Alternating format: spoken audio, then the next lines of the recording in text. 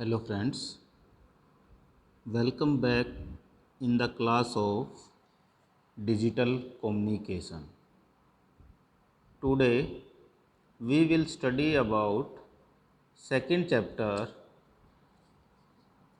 sampling theorem and its basic concepts.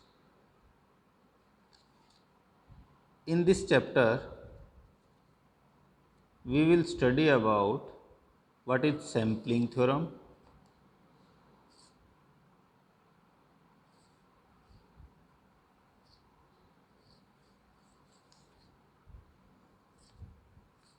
introduction to PAM, PPM, PWM, pulse amplitude modulation, pulse position modulation, pulse width modulation, quantization and error of quantization, pulse code modulation, differential pulse code modulation, their advantages and disadvantages, delta modulation and adaptive delta modulation, and concept of compending, compressing and expanding becomes compending.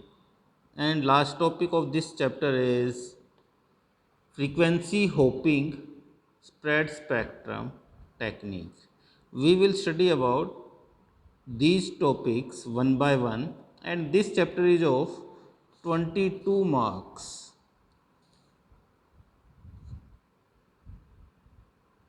Means it is very important chapter according to our examination.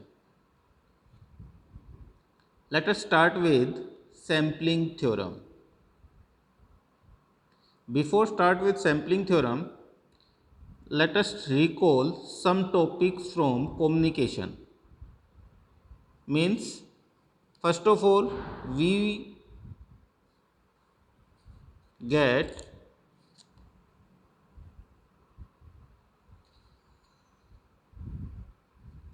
we must know the definition of modulation.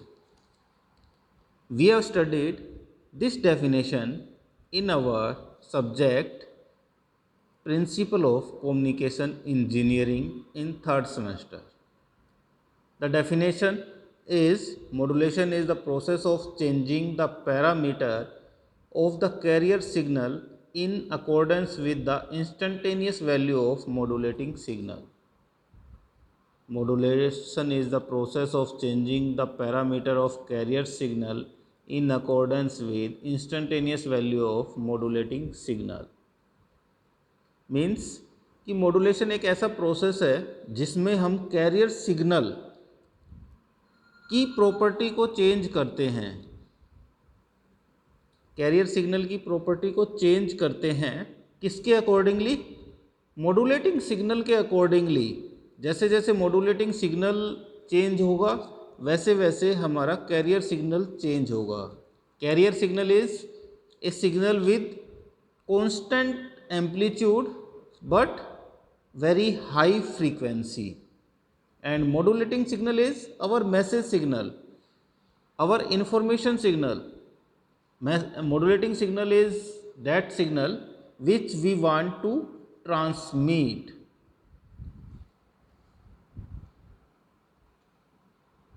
Now what are the advantages of modulation? की advantage हमें modulation कि क्या क्या advantages मिलती है ये हमने पढ़ा था कि एंटीना साइज़ जो है वो रिड्यूस हो जाता है,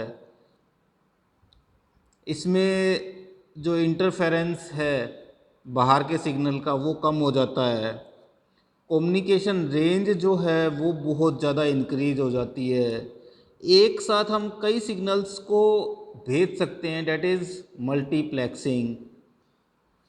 जो बैंडविड्थ है वो हम इसकी एडजस्ट कर सकते हैं, और जो क्वालिटी है मैसेज की रिसीव करने वाली वो काफ़ी हद तक इंक्रीज हो जाती है। ये हमने पहले पढ़ चुके हैं, ये जस्ट एक रिकॉल था कि मॉड्यूलेशन क्या होता है, एडवांटेजेस क्या होती है। Now topic is next topic is need of modulation, जो हम पहले पढ़ चुके हैं। ये भी मॉड्यूलेशन की जरूरत क्यों पड़ी? अगर हमने कोई भी सिग्नल ट्रांसमिट करना है और काफ़ी दूर तक ट्रांसमिट करना है तो हमें क्या करना पड़ेगा? मॉड्यूलेशन करना पड़ेगा। तो need of modulation is the baseband signal are incompatible for direct transmission. मतलब हम डायरेक्ट कोई भी सिग्नल है उसको ज़्यादा दूर तक ट्रांसमिट नहीं कर सकते। For such a signal to travel longer distance its strength has to be increased by modulating with a high frequency carrier wave which does not affect the parameter of the modulating signal। तो हमें किसी भी message को दूर तक transmit करना है तो हमें क्या करना पड़ेगा? उसको मॉड्यूलेट करना पड़ेगा। मॉड्यूलेशन के लिए हमें एक कैरियर सिग्नल की ज़रूरत पड़ेगी जिसकी फ्रीक्वेंसी बहुत ज़्यादा हाई होती है, और एक हमें क्या चाहिएगा? Modulating signal, message signal. तो मॉड्यूलेशन के अंदर जो मॉड्यूलेटिंग सिग्नल है, जो मैसेज सिग्नल है, उसकी करैक्टरिस्टिक्स चेंज नहीं होती, उसके पैरामीटर्स जो हैं वो चेंज नहीं होते। सिर्फ क्या है, उसकी स्ट्रेंथ बढ़ जाती है जिससे कि हम सिग्नल को काफ़ी दूर तक ट्रांसमिट कर सकते हैं।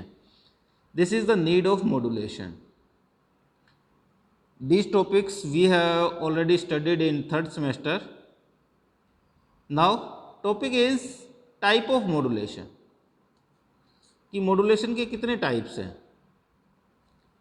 There are two types of modulation. One is continuous wave modulation, जो हम पढ़ चुके हैं, जिसके अंदर हमने पढ़ा था amplitude modulation and angle modulation. Angle modulation is again frequency modulation and phase modulation. इन चारों के बारे में हम पहले पढ़ चुके हैं in our subject principle of communication engineering. In currently subjects we will study about pulse modulation. Pulse modulation is again of two type, analog modulation and digital modulation.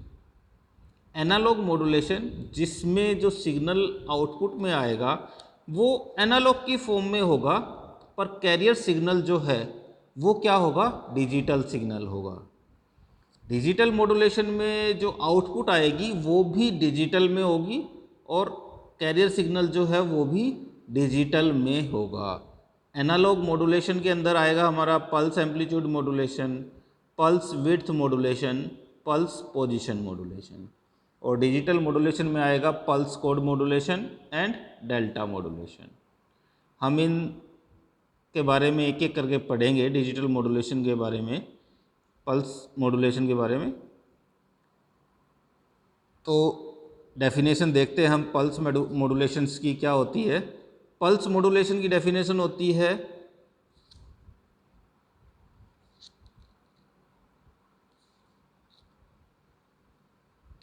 It is a technique of modulation in which analogue signal is transmitted in digital form. जो हमारा analogue signal है, जो मैं बोल रहा हूँ, वो एक एनालॉग की फॉर्म में आएगा। इस सिग्नल को हमने डिजिटल की फॉर्म में भेजना है तो हमें क्या करना पड़ेगा? इसको पल्स मॉड्यूलेट करना पड़ेगा। ये दो तरह से हो सकता है हमारा, angle modulation, analogue modulation and digital modulation. Analogue modulation में क्या होगा? It is a technique of modulation in which modulated signal is transmitted in the form of analog signal but transmission takes place at discrete time। कि जो output आएगी हमारी modulation के बाद वो एनालॉग की फॉर्म में होगी, पर हम इसको जब ट्रांसमिट करेंगे वो डिजिटल की फॉर्म में होगा, डिस्क्रीट टाइम पे होगा। डिजिटल मॉड्यूलेशन में क्या होगा? It is a technique of modulation in which modulated signal is in the form of discrete in both time and amplitude, that is in coded form। इसमें जो output, modulated output आएगी वो भी digital में होगी, एम्पलीट्यूड भी digital में होगा और टाइम भी डिजिटल में होगा। इसको बोलते हैं कोडेड फॉर्म।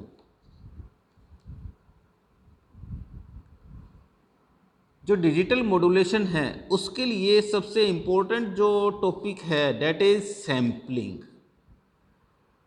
सैम्पलिंग मतलब कि एनालॉग को डिजिटल में कैसे कन्वर्ट किया जाए। सैंपल आपने सुना होगा, सैंपल का नाम। आपने कोई भी टेस्ट कराने जाना है अपनी बॉडी का, ब्लड टेस्ट कराने हैं या यूरिन टेस्ट कराना है, तो हम क्या कहते हैं, ब्लड का सैंपल दे दो, बोलते हैं ना।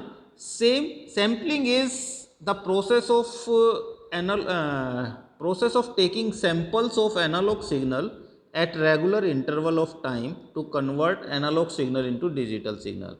मतलब एनालॉग सिग्नल जो है उसके हमने सैंपल्स लेने हैं अलग अलग पीरियड्स के ऊपर, जिससे कि हम उसको डिजिटल में कन्वर्ट कर सकें।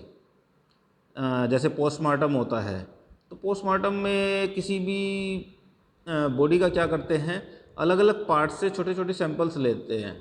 जैसे कि पेट से ले लिया छोटा सा सैंपल उसकी बॉडी का, अंदर से माइंड से ले लिया हमने उसका थोड़ा सा सैंपल हाथ से ले लिया, थोड़ा सा पैर से ले लिया, ऐसे करके उसके कई सारे सैंपल ले लेते हैं, जिससे कि हमें पता चलता है कि उसकी बॉडी में क्या क्या डिफेक्ट्स हैं या क्या क्या चीज़ें हैं।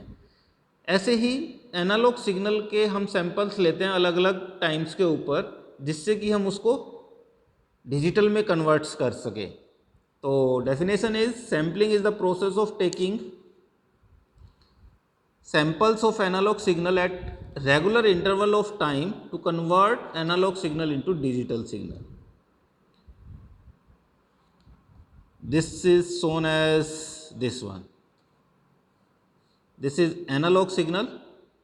इसके हमने अलग अलग टाइम पे सैंपल्स लिए, एक सैंपल यहाँ पे लिया, एक सैंपल हमने यहाँ पे लिया, एक सैंपल हमने यहाँ पे लिया, एक यहाँ पे लिया। सैंपल लेने का मतलब जितना इसका एम्पलीट्यूड है उतना ही हमने एक सैंपल ले लिया, एक सैंपल यहाँ लिया, एक सैंपल यहाँ लिया, ऐसे करके ये सारे के सारे हमने क्या करिए, इसके सैंपल ले लिए। सैंपल लेने से क्या हो गया, ये डिजिटल में कन्वर्ट हो गया। तो this is the sampling of analogue signal. अभी इस वीडियो में हम इतना ही करेंगे। अगर आप लोगों को कोई भी डाउट हो फर्स्ट चैप्टर में या सैम्पलिंग थ्योरम में या मॉड्यूलेशन प्रोसेस के अंदर, तो आप मेरे नंबर पे कभी भी कांटेक्ट कर सकते हैं। आप मेरे नंबर पे व्हाट्सएप करके क्वेश्चन पूछ सकते हैं, कॉल करके क्वेश्चन पूछ सकते हैं। You are always welcome. Thank you. Stay home, stay safe.